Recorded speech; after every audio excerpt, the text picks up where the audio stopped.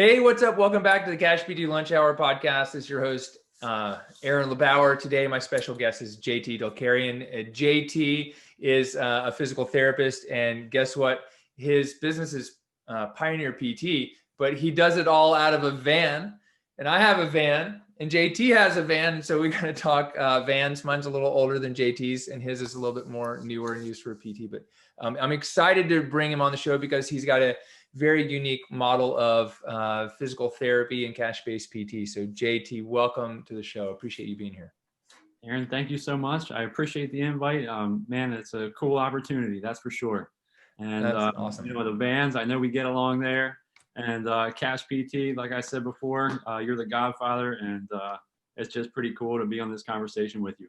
Yeah. Oh man, I appreciate that. And we both ride bikes, so there's that too. So you've been riding bicycles for a long time, or what's your history with that? Probably like 7 years mountain biking, not a road. Just I grew up riding as a kid, and then got away from it, and got back into mountain biking. But it's been awesome, and that's kind of one way I found my niche in Cash PT. Yeah, that's great. So let's talk about what you're doing. You've got a van, and you've got a whole, like, your mobile business, and you're treating people in the van. Can you talk us through it without, like, because I don't have a picture, but you did send me a cool card with a little sticker of your van, and that was really dope. And I got that posted right outside of my office. So thank you. But can you tell us, like, what's the van? What's the deal? Like, and just talk us through, like, what does that look like, as best you can through words and audio. For sure. Yeah. I mean, that's a great question. So it's, I call it a mobile studio. I try to call it a mobile studio, a mobile clinic. So it's not creepy, right? I mean, I want to send people into a van. Right? I'm not like the 1970s GMC with no windows. Yeah. I don't have the shag carpet on the walls, but it's legitimate, office on wheels. So, temperature controlled. I have exercise equipment in there. And then, massage table, which I can fold up and take into people's homes if they wish. But the clientele that I see about 90% in the mobile studio and 10% in their home. It's a bigger space than it would seem. If you've ever been in a Mercedes Sprinter van, I mean, they're pretty legit. They're used a lot of the time for RVs. But, I got the idea because of renting a van very similar to yours. Yeah. So I rented an old Volkswagen van again in 2015 and drove the California coast with now my wife.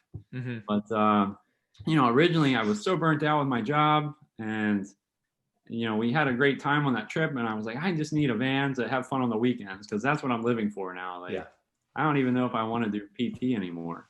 But all these do-it-yourself camper vans started, popping into my mind. I'm like, man, I'm just going to build one out. But fast forward back to the grind, back to work, I guess 2016. I think that's when I bought your Cash PT blueprint. And, I had this dream one night. I woke up in the middle of the night, 2 or 3 in the morning, and I was like, light bulb moment. I'm going to do this. I'm going to build a mobile studio. I'm going to take PT to them so I can justify charging cash or being out of network. And at that time, it was super scary for me to even think about that. I'm sure you and a lot of other people that follow you have gone through that similar feeling of like, am I worth it? Yeah. So for me, that was one reason I could justify it, by building a clinic to take it to them and be convenient. That's awesome. That's awesome. So what was happening before, before the epiphany, like, what were you doing? Were you working for someone else? Were you in the stage of trying to get your own business off the ground? Like, what was happening before you had that? Like, what was your life like? where were you working? What were you doing?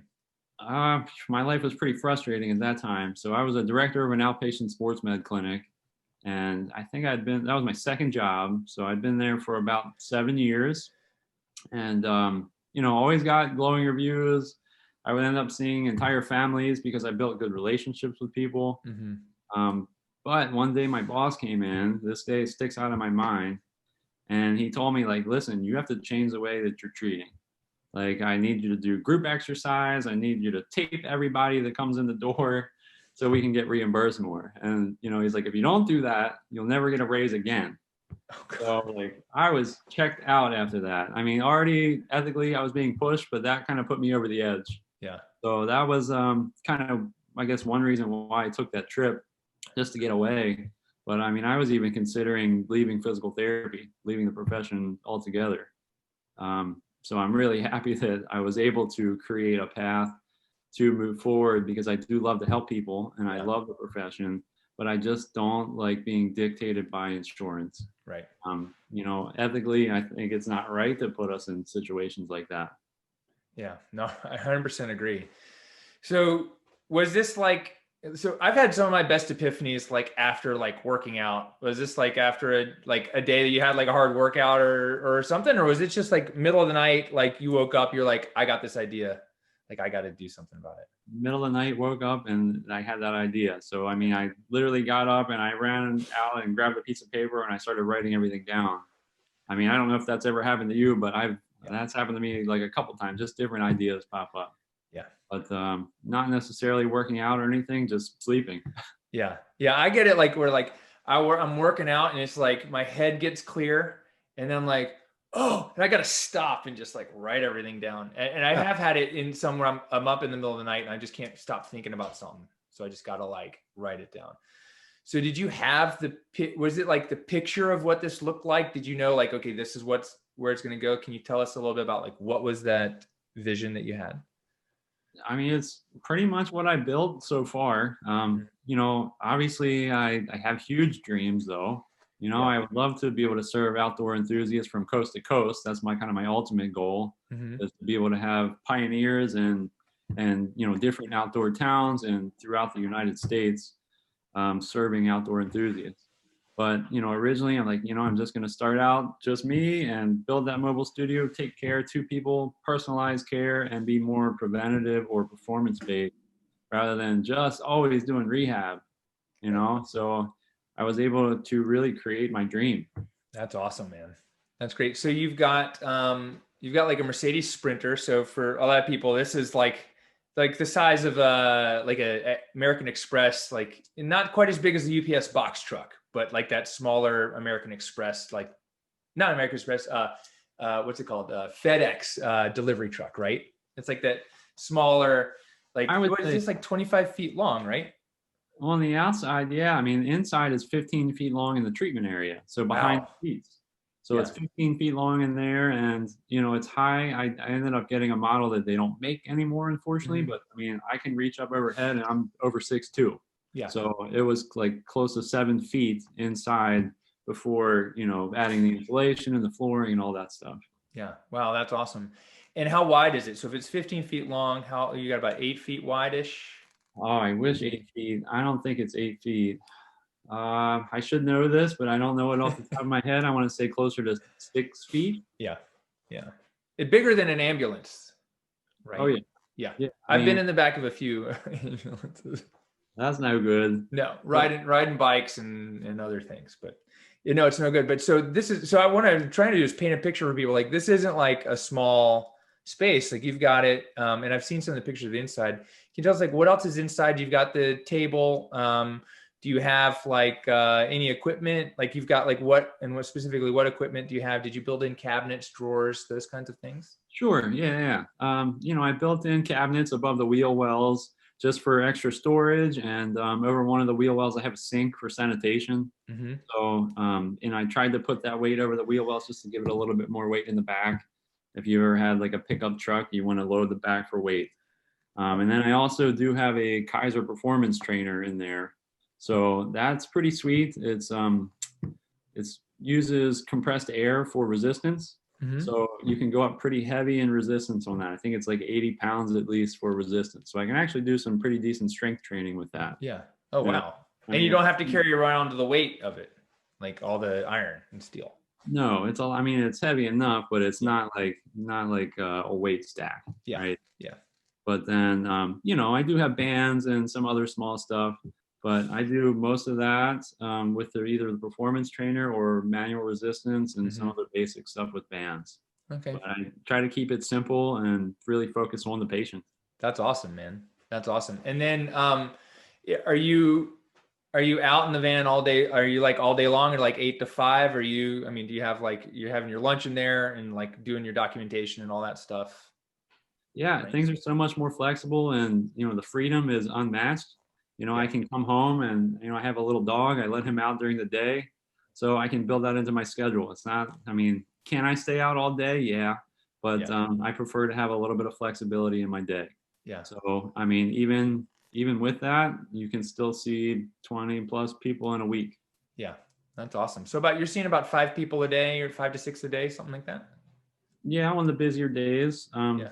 I like I said, I try to keep some time built in there so I can work on the business if Yeah. possible.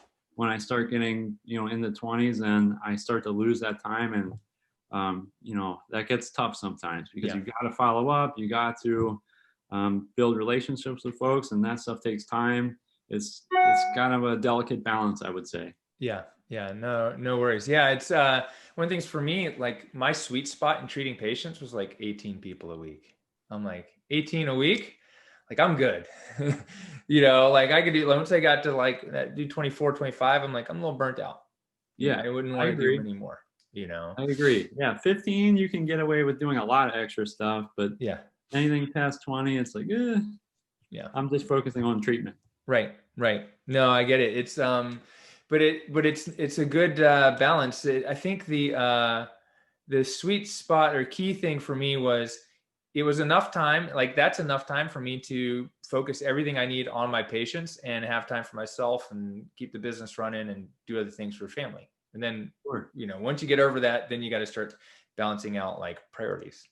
Wouldn't you agree? Yeah, Yeah. yeah, exactly. I've kind of created a job for myself per se, which Yeah. again is an awesome job. But I definitely need to find time to be able to grow my practice more. Right. Right. What I want to ask you one other question for I want to talk about that a little bit too, but one more detail, documentation wise, I'm assuming you're using a computer. Like, are you just have like a mobile hotspot or using your self-service and doing it like online, like through iPad or laptop or something like that? Honestly, I'll use my phone. I Yeah. just use G Suite and I write soap notes, so I keep it simple there too. Yeah. There's a HIPAA compliant version which I use, and I think as long as you open up the note, actually you don't even need to with cell phone service. I Yeah. just do it on my phone. So That's so I've awesome. considered doing an iPad, but I don't really need it. Yeah. Yeah. That's so awesome. It's like you could do it on the little, I mean, just one of these things, like Yeah. little phone. It's like a phone and some wheels is your office, and you just have to be able to accept a credit card and insurance, Accept a right? credit card, and I try not to bill every single visit because that's a Yeah. hassle too. So Yeah. I've been doing kind of like monthly subscriptions, Oh, which that's awesome. which has Tell me worked. more about that. Like, how does that work? Are you like, how'd you set that up, and how'd you figure that out? I mean, it's all personalized, and just from talking with other mobile PTs and stuff, Mm-hmm. and figuring out what works. Having a network of people that you can bounce ideas off of, I think is Yeah. super important. Um, But yeah, the subscription model I personalize to each person. So once I evaluate, I give them an idea of how many times the month they should be seen, Mm-hmm. and then they sign up for that. And that's kind of for me, an easier transition into keeping people on long term too. Rather than just rehab, I can Right. focus on performance afterwards. Yeah. Like one lady I've seen for, probably 8 or 9 months now, started with an ankle fracture, Mm-hmm. rehab that. She's like, all right, I just want to be able to walk. And then it turned in, I want to get back to hiking. I like to hike every weekend. And I like to hike up to 20 some miles. Yeah. So she's doing that. And now she's like, yeah, I'm going to quit my job because I'm burnt out. And I want to do like the Pacific Crest Trail or the Appalachian Trail and do a through hike. So we've been working more performance based on cardio and strengthening. And Yeah. it's been fun. Yeah, that's awesome. I love that. I love that. It's just you get someone healed or help them heal, and you take them to somewhere they haven't been before. And we have the freedom to do that. That's so cool. Yep. Yeah, That's but really not in awesome. insurance, not if you're Right. in network. Right. You know what? Someone posted today, it was like, it was some meme, or maybe it was someone commented about how it's like, patient told me their doctor approved them for more PT. But, and it was like, but don't tell the patient that it's the insurance has to actually approve you. My response is PT should be the ones approving people for more PT. You know? Yeah, for real. Right? I mean, out of here.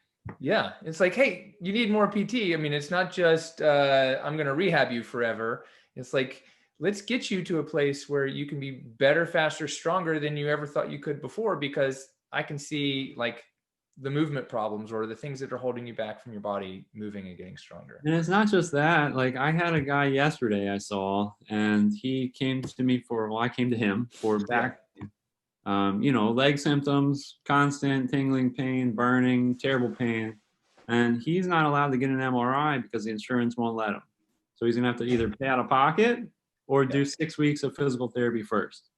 And in this case, personally, in most cases, I would say that's probably correct, but not in this one. I feel this guy probably needs an MRI and maybe something more. Yeah. And like, I can't even do anything about it, and it sucks. Yeah, that's crazy. That's interesting that like I haven't heard like that from many of our patients, and maybe it's I'm sure there's regional differences in insurance authorizations, but it's rare that we have people here that are like, I have to get PT before I can get a image or the next thing. And the fact that you've got someone who that's the case, I'm like, yay. And you're just like, yeah, but they probably actually need it. Yeah. Isn't that crazy? It is crazy. I mean, I think that they mean well, but you can't always be black and white like that. Yeah. Yeah. No. And so what do you have to do? Like, do they have to just stick it out for 6 weeks to get some treatment before it's authorized, or? Either that, or he's going to have to pay out of pocket. Yeah. I mean, I've been able to contact the doc and send him my notes and stuff too, to help hopefully justify. The doctor appealed it. Yeah. So see what happens. Yeah. Wow. What's another crazy thing that you've seen that's like, well, maybe like that you're not seeing now that you used to see in the clinic, or that you've seen that's just, like, I don't know, like that we need to fit that, like maybe there's no solution to it, but like, is there something else like that you've seen that either now you've been able to solve with the model you have, or it's still frustrating for you and there's something else we need to do to figure it out? That's a good question.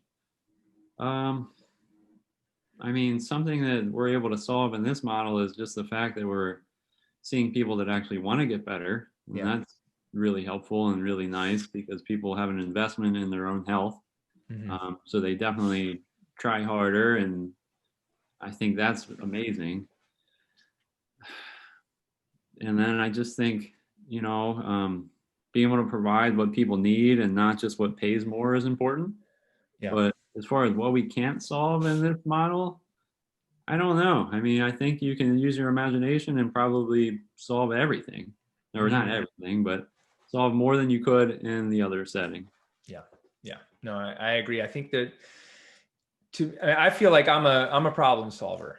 Like I see a problem, I want to solve it, whether it's like a old scooter, a bicycle, a person's body, or a business. Wouldn't you agree that that's what, like, is that what's driving you to do this and to want to have the freedom and flexibility as well? Or is there something else? No, freedom and flexibility. And then again, my frustrations just with the status quo. I mean, I truly wanted to be able to change healthcare. Yeah. When I went into Pioneer PT in, January of 2017, when I bought this van and started to build it out, I'm like, I want to change the way physical therapy is delivered. I don't think it should be like this. Yeah. I mean, I guess there has to be a range, but not everyone needs to be the Walmart or the Targets of physical therapy. Why don't we have something better? Right. That's awesome. So what is it that you're doing different or is it different than just like a typical like mobile practice? I mean, what is that things or the position or the value that you're bringing to people? Like, what is this? What is it that you're improving upon? As far as compared to just a regular mobile PT? Well, I don't know. Like, I mean, versus like in network clinic, is it like, what is the Pioneer? Is it because you have this mobile, what do you call it? You had a great mobile studio. The mobile studio versus me just rolling up with in my car and a table or something. Is that the ability? Is it the is it not just the convenience, but the fact that you're bringing people the studio to them, so it's not their house and their office, and you're able to bring these other things? Can you talk a little bit about, like, Sure. is that what it is, or is it something different? Do you have a bigger vision? I mean, I have a bigger vision, but I think that's part of the picture. What you're starting to paint is I bring in them a freedom that's not really available, Yeah. right? I mean, I have people remark to me that they prefer to be seen in the mobile studio because I don't have to go into their house. They get away from, you know, their screaming kids or their crazy dog, or they don't have to worry about cleaning up and letting someone in the home, and just different reasons. And you know, especially before the pandemic, I was seeing people like on their commute home from work and just making it more convenient so they didn't have to drive out of the way. Right. I mean, I know mobile PTs, they go to their home too, but I think people actually like the fact that I don't have to necessarily go in their home unless they want me to. They have that option. Yeah. That's awesome. And so, and for right now with COVID, do you find that people are finding that even more important, that they can come into your studio versus you going into their home, or is that not a factor? I think it is a factor. I think people feel more comfortable. They can trust me more because it's just me and just the patient, and I can clean it between people. It's not like it's a constant turnover where, you know, somebody was just in there. I do have to drive to the next place. It gives me time to clean it, air it out, you know, everything's sanitized, and I think people like that better. Yeah. So that's kind of like the personalization, and maybe gives them a sense of safety. Yeah. So I think that's helpful too. But then as far as to answer your other question you were talking about earlier, I think it's more than just getting people back to being functional as compared to an in-network setting. Yeah. It's actually really helping them with their dreams and their goals, and something more than just, you know, their strength and their range. Right. Yeah. And is that what you were like as an employee? That was important: strength, range, and billable units. Pretty much, yeah, billable units, and then being able to justify to insurance that they need care.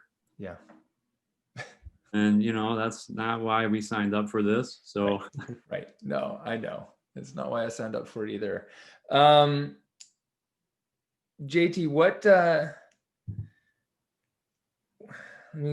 had like 10 questions in my head, and I want to pull them out in the right order because I got ADD and they could go all over the place. So let's see. When you go to someone's house, here's the question I want to ask.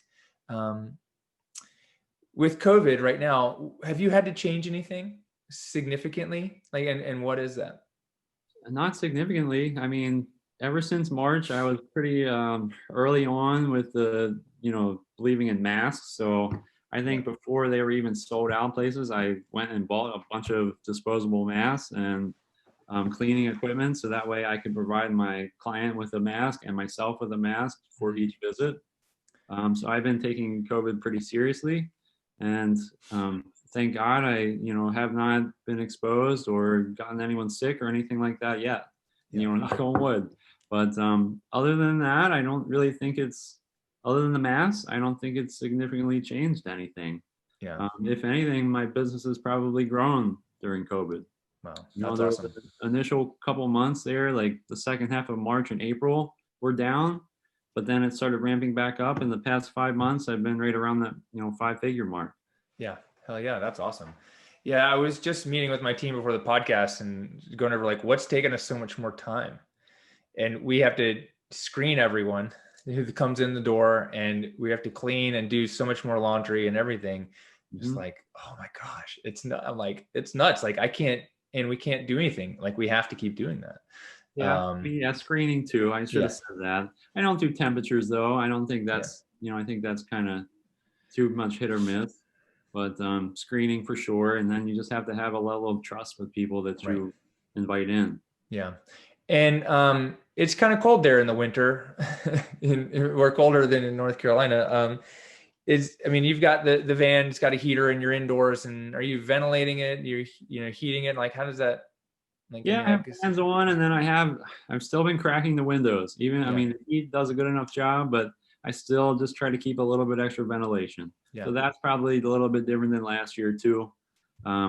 but keeping things cracked. And then during the summer when it was nice or any sunny days, like opening all the doors is awesome because it's basically like you're treating outside. Yeah, that's awesome. Because you got the double like back doors and like the side have a slider, or is it like a French door on the side? Side's a slider. So, Nice. I mean, it kind of feels like you're outside. It's pretty cool. That's awesome. That's awesome. So what's your vision for the future? So you're talking about like having Pioneer PT all over the country. I mean, is it to kind of like duplicate, hire other people, or, you know, do like licensing, or, you know, like anything like that? Like, well, I mean, I'm going to start by hiring others. I think that's probably my next step. But yeah, I mean, ideally, like big vision plan, if I could have some type of franchise model, that'd be totally awesome. Just because I believe in it. I mean, I believe in it not only for the patients, but for the therapists too. I think, you know, mental health wise, people would be so much happier both ways. You can give better care. The client gets better care. You have freedom, flexibility, you know, and you can still make a living. Yeah. And like, if someone like is like, well, gosh, like I just Googled the Sprinter van, those things aren't cheap. Like, I mean, how, like, do you feel like the investment you made in the van and your equipment and all that stuff was any more or different or significantly more than it would have been to have a, you know, a rent somewhere, you know, like, how'd you figure that out and make it work? That was a lot of research. I put in a lot of research trying to figure all that out. And I actually wrote a book to help teach people how to do that, just because that was so time consuming. So I did write this book, you know, the Pioneer PT prototype, to help people through that process. But, you know, I figured it out by just running basic numbers and, you know, I guess figuring out what my expenses might be and then how much I would be able to make. So to see if it was even a worthy business. But, you know, ultimately it's cheaper than rent someplace.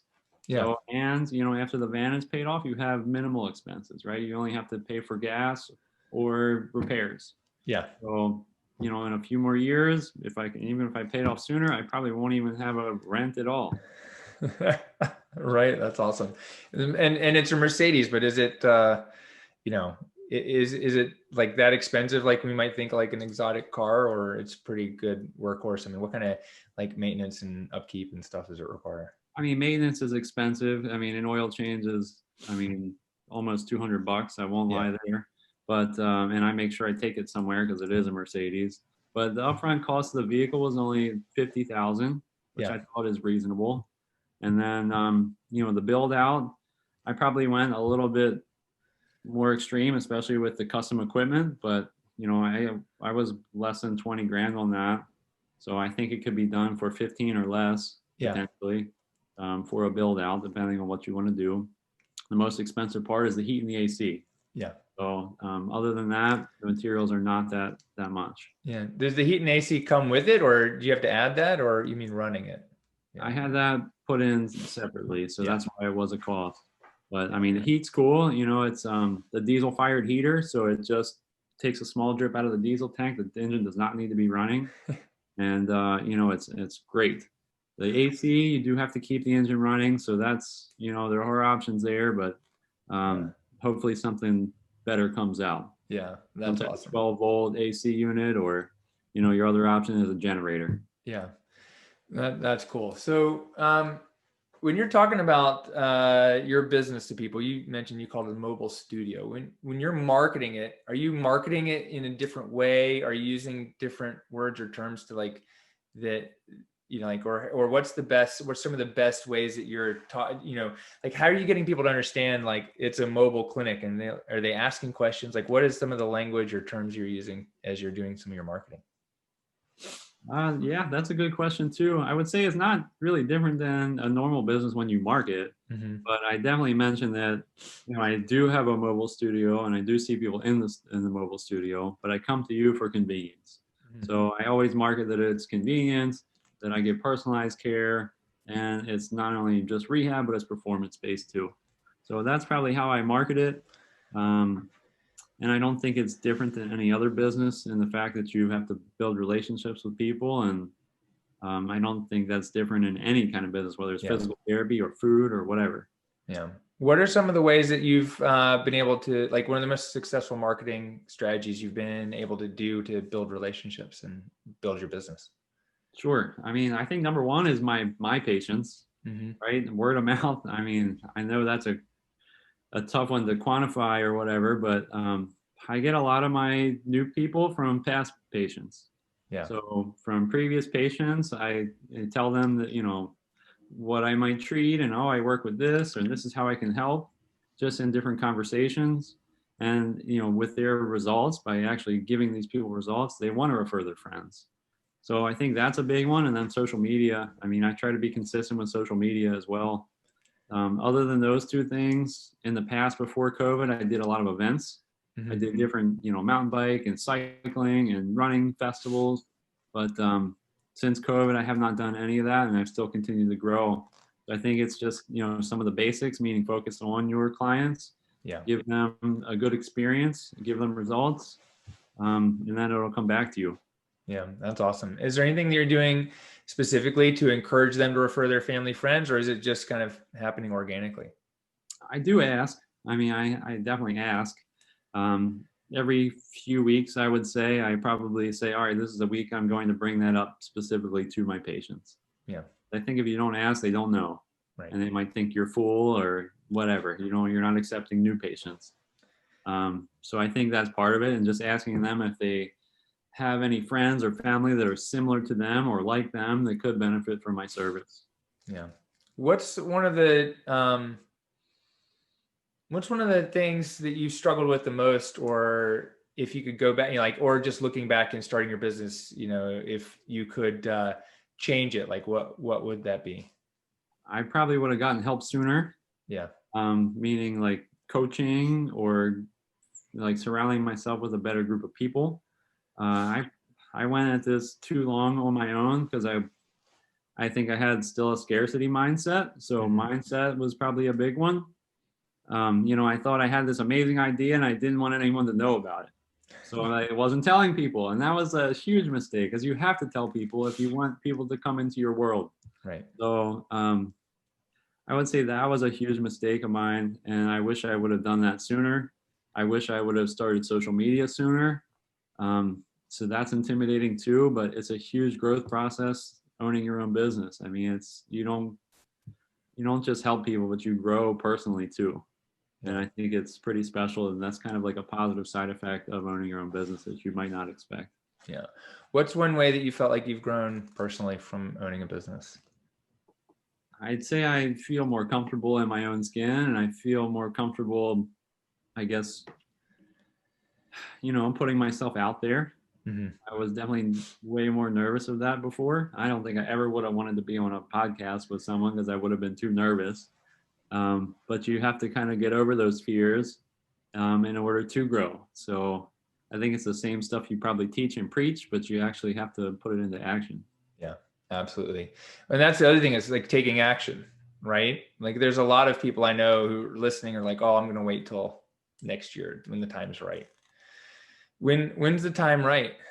Like what does it take what does it mean to take, and when is the time going to be right? And what do you have to do to actually take action? Because I know you've done the work, but I would say now, I mean, you shouldn't wait. If you've thought about it and you want to do it, you got to be serious about it though, too. This is not just something that's easy.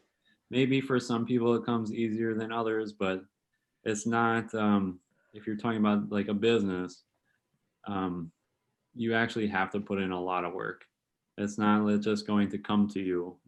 Just even because you say, all right, I have a business, it's out there, I have a website, it looks all pretty and stuff. I'm open, but you have to work to actually get people in the door and work to build relationships and keep those relationships. I think it's not for the faint of heart. I think you need to have a support network too. I think that's important because it's easy to have that emotional roller coaster. We're going to have ups and downs. I'm sure you've had some ups and downs too earlier on in your career. And, oh yeah, you have to have people that build you up. They can't be just knocking you down all the time because you probably won't succeed. Yeah. Yeah. No, it's definitely tough. It's tough doing it on your own. I mean, there were years when I was like, my wife was like, well, I don't understand. Like, like, is this working? And she's like, well, people wouldn't be coming to you if it wasn't working, because like I didn't have, it was 10 years ago, I didn't have, when the internet wasn't as good, but I didn't have people around me who could tell me like, yeah, Aaron, you're doing a great job. Like, there's patients who mysteriously get better and they don't tell you about it. And then 6 years later, like, you changed my life. And for those 6 years, I was wondering like what happened. Have you ever experienced that yourself? I mean, I've definitely seen people in the community later on. It's like, wow, like you're back to riding your bike really strong. Like you look good now. Like you look like a different person. You looked like you were really rough, man. That's good to see you. I know. It's like I've had these people like over the last 20 years, like they disappeared, and then one day they show up. They're like, "Oh my God, you changed my life." I'm like, "Well, I would have loved to have known that before." But that was one of those, when you said that, like being alone, not having other people around me to reassure me, like that was one of those big things that I struggled with. Was like, did I help? Am I really helping people? Because they're playing, when I didn't know how to communicate well to my patients, like I wouldn't get that feedback from them. And that was always really tough for me. Man, that's awesome. So what are some of the things that took you a while to figure out that someone else who wants to do like a mobile practice or build a mobile studio should maybe know about, or would be helpful for them to learn? I think the build out took me a ton of time. I think again, I would probably recommend if you thought about it and you're serious about it, I would hire a coach right away. I wouldn't mess around, because if they've already done it, they're going to be able to teach you how to do it faster. I would surround yourself with other like-minded people in your profession. Don't be afraid to go for it. I mean, you got to dive in sometime. And I think one of your sayings I like is 80% is good enough. You can't always be so perfect with everything, because you're just going to waste time. You kind of have to just go for it. I think another big piece of advice of mine is I would focus on what's truly important. You can't do too many things at once. So I've definitely gone down that path before, where like, all right, I'm doing mobile PT with the mobile studio. I wrote a book, and then I actually developed an online program for mountain bikers. But I think that was a kind of a waste of my time at the time, believe it or not, because I was losing focus on what I truly needed to do. Right. So I kind of put that on the back burner and refocused on Pioneer PT. And that was a big help too. So I would say don't do too many things at once. Follow through all the way through until you're where you want to be. And then you can probably build other assets. But trying to do too many things at once is a detriment. Yeah, that's awesome. That's important. So what is it that you're focused on right now, like besides like patient care? Besides patient care, my next step is to hire someone and build out another studio. So that's my next goal, if I have to, break it down. Yeah. So first quarter of 2021, that's what I need to make happen.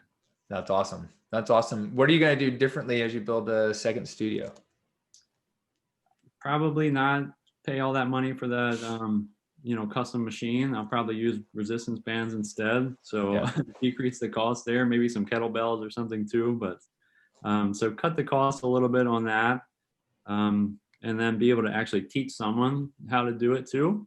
Yeah. So they can be successful. That's awesome. I love that. I think that's so great, dude. I'm excited to one day get together and like, I don't know, drive my van somewhere and get all like my van. I think Jenny, her, she's the Wanderlust PT. She's got like I think she's got like a GMC or I think she's got like a Ram van. Like that'd be cool. We should have like a PT van convention. Hers looks awesome. Yeah, it does. That's kind of a big vision too. If I ever get, a bunch of pioneers, I want to have like a camping party where everybody comes together in, the desert or, camping together and has a good time. So I think that'd be awesome. Yeah, I love it because like my van, I've got an 82, for anyone listening who doesn't know, I've got a 1982 Volkswagen Vanagon. It just got a new transmission, so I haven't had it for like 6 months, so no pictures from this summer. But I've got an ARB awning. I don't know, do you have an awning on yours? I don't. That would be pretty nice. Yeah. I just have a tent that I put up, but Yeah. the awning would be awesome. So I got the awning that comes out. It's a little tricky for one person. You got to finagle it and do this little weird dance with it. But it pulls out, and it's 7 feet tall, so I can fit under it. And I could put a table under it. I would, but my van's old and crusty, and I wouldn't want my patients to do it. But it's a cool little thing. It extends it, and we put our little table and chairs out there in the summer, and that's hang awesome. out under it. You have a name for your van? No, I'm not a van namer, an automobile namer. I name my dogs and my kids. Yeah. A lot of people name their van VW, and I call it VW, or I might call it like, let's get in the bus, because we have a Toyota van. And so if I say van, everyone thinks we're talking about like our Prius, like our, what's it called? A Toyota. It's not the Prius, it's the Toyota minivan. Yeah, well, you're not throwing the peace sign in that one. No, you're definitely not. So, but no, I don't name it. I've got all my scooters. None of them have names. They're all just as crusty and rusty, and but they drive all great. And but I enjoy driving it. It's just fun. It's just something cool about being like, hey, I'm self-sustained, right? I think it's awesome. JT, is there anything else that you think is important that we didn't touch on that I should have asked you? Those questions are always tough.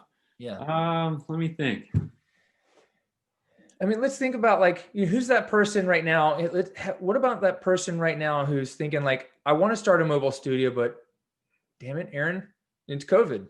It's not the right time. You're doing just fine. Like you're doing great. Like, what do you have to say to them? Because they're clearly scared, and I don't understand, how this is even possible for me. What would you say to that person? I would say at least start something. Like, you don't have to build a van right away. You could definitely start doing mobile PT with your car and going into people's homes if you felt comfortable with that. That way you can, build the van as you feel comfortable financially. I think that does offer an extra freedom that mobile PT does not. But you can certainly make mobile PT work. You can certainly start to build a relationship with people in your community. You can certainly start to put yourself out there on social media and get to be known. I think people need to know about you to, you have to know them, like them, and trust them in order to do business with them. So if you don't, you're probably not going to get any patients anyway. So you should at least start now. Start something. Yeah, absolutely. That's awesome. Well, if someone wants to get in touch with you and check out what you have going on, what's your website and social media where they can find you? Website is pioneerptmd, as in Maryland.com. And then you can always email me at james@pioneerptmd.com, or find me on social media, JT Dulkerian. Awesome. And JT, what's the name of your book? And where do they find it? Is it Amazon? Is where it's available? Yep, it's on Amazon. The book is called The Pioneer PT Prototype, the ultimate guide to building your mobile health and wellness studio. That's awesome. Cool. So you find that on Amazon. If you're listening or driving your car, we'll put those links in the show notes for sure. Man, JT, it's been awesome having you on the show and catching up. And it's always great to see you and see what you're building. And I'm really excited for what you've created over the last few years since we first met. So congratulations, man. It's dope. So I appreciate you being on the show. Thanks for being a leader in our profession and really helping to push people over the edge. I mean, I don't think, without buying your Cash PT blueprint back in the day, I don't know if I would have been able to figure this all out on my own. Just not knowing that other people have done it or done it successfully, and seeing people actually do it is a big drive. Yeah. So I thank you. Awesome. Absolutely. I love the fact that, not that you would say that, but that actually something that I did and shared actually helps other people. Cause I never thought anyone wanted to do it other than me or would benefit, and that was, my initial like scarcity thing was like, no one wants to know about this, because everyone told me it's not going to work and it's a bad idea. You shouldn't do it. And I'm like, clearly no one wants to know about it. So thank you very much. I appreciate the comment because I never expected it to actually help anyone else. So. Well, I think it's helped thousands of people and probably even more patient wise. So yeah, that's pretty special. Yeah. Cool. I'm glad to hear that. And that's like, I don't know. That's why I'm doing this. So I appreciate it. And I appreciate the feedback and you sharing your story with everyone, because I know it's going to inspire some other people to take action and do the same thing, because there's thousands of people out there who are suffering because they're getting shitty care or not, care at all. And we're the ones that can provide them with the help in their location, in the comfort of the mobile studio. So it's such a dope idea. I love it. And I'm waiting for you to create a Matchbox version of it. And I'll buy the first one when you do. So that's a sweet idea. Let me know. Or at least we got to get the Sprinter van and paint it with some model car paint. But JT, thanks for being here. I appreciate you so much. If you guys are at all interested in checking out what a mobile studio looks like, go check out JT's website. It's Pioneer PTMD, or grab his book on Amazon and get out there, do something, just start something today. Today is the best day to start, and we'll see you guys on the next episode. Thank you so much.